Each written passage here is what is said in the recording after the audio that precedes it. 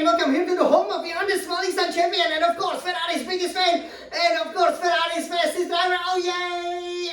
As we are going to the penultimate Grand Prix race reaction for the 2024-2024 FI Formula 1 season, which is of course from our home sweet home with this fantastic setup with the SF1000 T818 Scuderia Ferrari Formula 1 Racing Simulator, and with this Scuderia Red Retina Ferrari iMac where we will then show you how that penultimate, the first ever round 23 of the championship finished.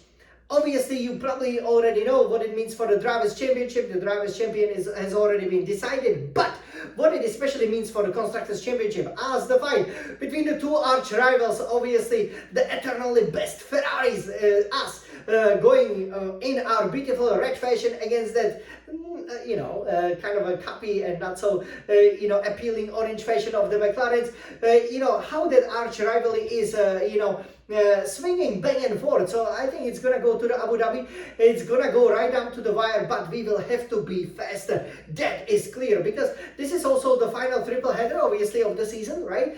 And we are in the middle of that triple header, right? So there is only Abu Dhabi race after this one, and I have to say, for this reaction that we got lucky, to be honest with you, during the race.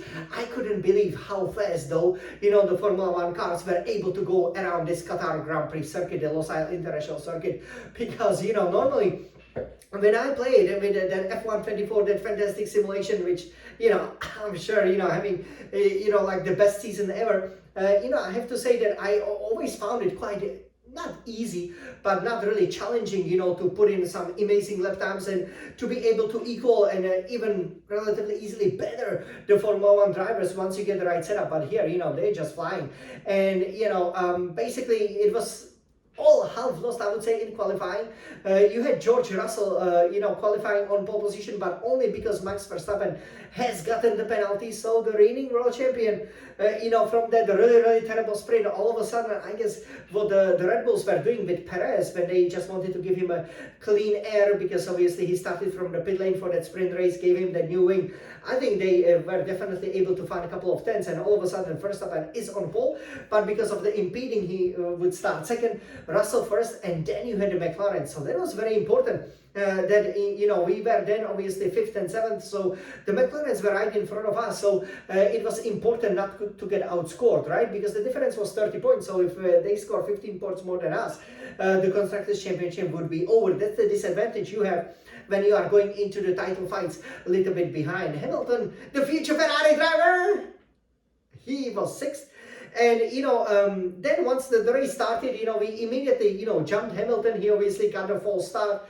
That's something that happened to me as well, but no excuse for him, because he could have actually seen the lights and basically just with that very strange looking clutch, he will have to get used to the much better clutch, obviously, in the Ferrari cars. The Mercedes-Benz, you basically gotta hold the wheel like this, from the front, right, to be able to from the back, sorry, to be able to engage it. So he definitely made a mistake. He moved before the lights went off, so he was out of the picture for us, right? So then we were 5th and 6th. And immediately, of the line, you had Verstappen regaining that lead that maybe he felt that he unfairly lost, because obviously that impeding penalty was when they both, Russell and Verstappen, were on a slow down lap. So that was a little bit harsh still, but nevertheless, Norris almost got into the lead of the race. So that really probably maybe save our Constructors' Championship if we are going to win it, because that was very important that Norris did not get into the lead. Obviously, Verstappen being very tough, having nothing to lose, he kept the first place. Norris was then second, Russell third, Piastri fourth, and then the race evolved. Leclerc was able to keep up with the young Australian. Sainz was kind of able to hang in there as well, but the race would unravel. Obviously, a very exciting race.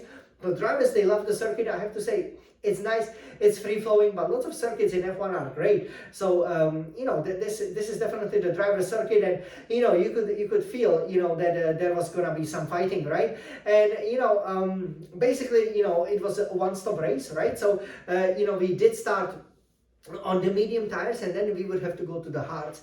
I was so surprised, why nobody tried medium soft from the front runners, but yeah, the soft they went off really fast. So yeah, medium hard, that's not ideal, but given how many safety cars there were, definitely medium hard, medium would probably be then better, because obviously on the medium you could have lots of pace, as proven for example by Alonso, who was then able for the final stint to still, he would stop one more time, because there would be two safety cars, right, to just put on the medium tires, and he would be able to recover lots of positions. So as it's then, we all started on a medium, and sometimes you gotta be a bit creative, because like obviously if you start like this way, like what do you expect, right? Obviously the cars will be kind of stuck in a DRS train. Again, the good thing was that we never lost contact with the lead, but we were always 2 or 3 tenths slower throughout the weekend per lap. That was very, very clear. Then Russell was the first to blink, so to speak.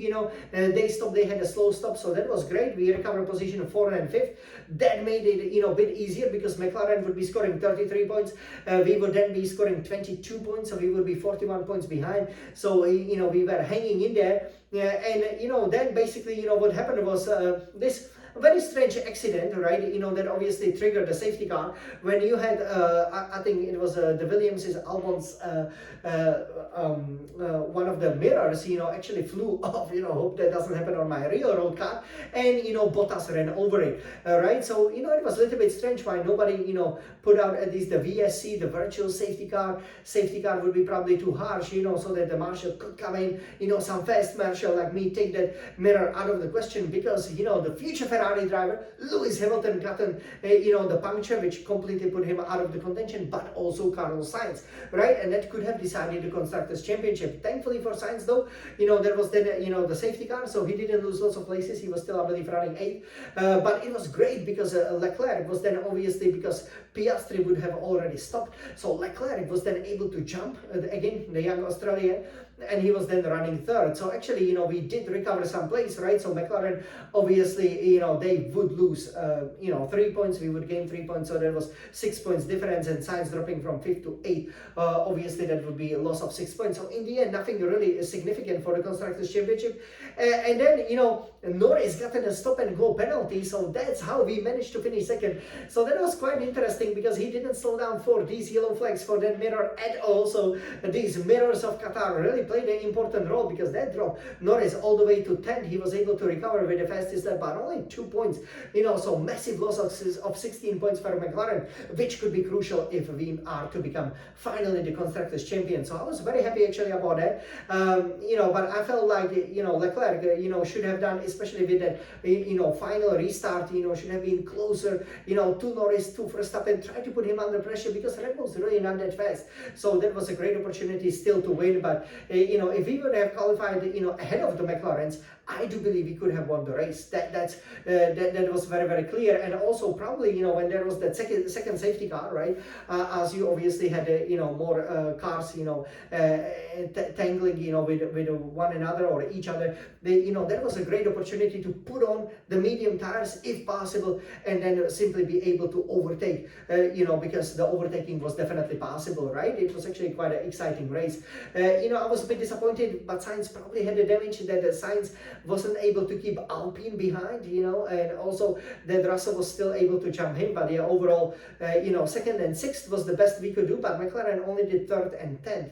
So McLaren did score 17 points, and Leclerc would obviously score more than that with 18, Sainz 8, so that's 26 points, right? So we claw back 9 points, in a sprint. Obviously, you did know that as with regards, to the sprint race, we've obviously, gotten 9 points. McLaren's have gotten 15, so 6 points here. We've gotten 9 points. We've only recovered 3 points, so it's pretty much as you were, heading into Qatar, heading into Abu Dhabi. There's 19 points in between us and the arch rivals McLaren. Obviously, both teams surprisingly haven't won the constructors for a long, long time. So Abu Dhabi will be very exciting, and we've been there, haven't we? So now, everybody, let's take a look how the race finished. Okay, so I will turn this red retina iMac, which is very, very beautiful. Okay, and we will show it to you. So Verstappen, winning over here for Red Bull with 25 points. Then you had Leclerc 18, obviously Piastri behind him 15, but again only 6 seconds in it. Definitely we could have won. Russell 12 points, then Gasly finished 5th, Sainz 6th, then Alonso, Joe kicked Sauber first points, 4 points overall for that 8th place, good result, and then Magnussen 2, Norris then got on 1 and the fastest lap. So some of the teams, they did surprisingly well, such as the kick Sauber, and this is the Constructors' Championship. But before we take a look at it, let's take a look at the Drivers' Championship. So Verstappen Confer champion, 429 points, and there is one more big competition, which is for the 2nd place. Norris now only has 349 points, Leclerc 341. So Charles can definitely get him 8 points, so win with the fastest lap, and it is yours because obviously they have the same number of victories. In Abu Dhabi, Piastri 291, Sainz 272. Not out of question that Sainz could finish his Ferrari career, or who knows, right? Maybe he will come back in the future. In the 4th place in 2024, George Russell 231 will probably beat Hamilton 211, even though that's far from settled yet, but it looks almost like that. Perez 152, losing power or spinning on the cold tires.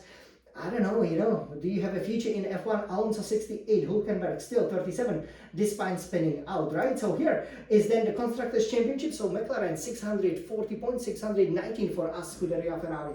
We can definitely do it, but we gotta get a 1-2, or definitely McLaren's, gotta retire or have a DNF, then we can do it. Red Bull is out of it with 581 points, Mercedes 446, 92 for Aston Martin. Alpine now have 59 thanks to that big Gasly result, so they're back in 6th.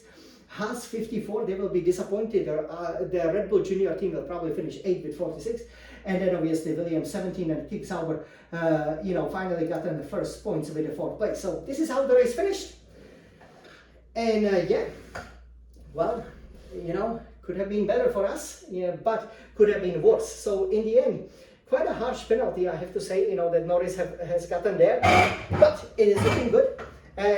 So it will be very interesting, to see what happens in Abu Dhabi. Again, this is the track where the Ferrari world is, so it would be so amazing, that would be actually the first time since the Abu Dhabi Grand Prix, on the Yas Marina circuit to join the Formula 1 calendar, that we would win the Constructors' Championship and to win it there in front of the Ferrari world would be absolutely amazing. So I really hope it happens. And for that, we will, need to go and finally win there. It's surprising that Ferrari's never won there because I've always won there.